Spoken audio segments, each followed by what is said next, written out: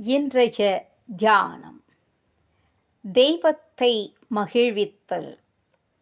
என்னருள் தந்தையே, உன்னை புகழ்ந்து பேசுவதை விட உனக்கு முழு மனதுடன் பணிவிடை செய்ய நான் கற்றுக்கொள்வேனாக.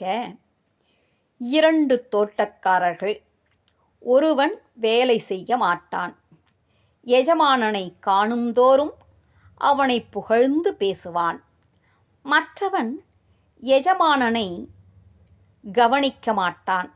அவன் இட்ட வேலையை ஓயாது செய்து கொண்டிருப்பான்.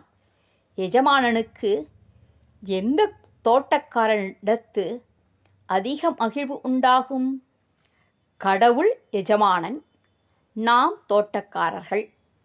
அவனுக்கு பணிவிடை செய்வது பிறவியின் முதற் பயன். எற்றைக்கும் ஏழேழ் பிறவிக்கும் உன் தன்னோடு உற்றோமே ஆவோம், உனக்கே நாம் ஆட்செய்வோம்.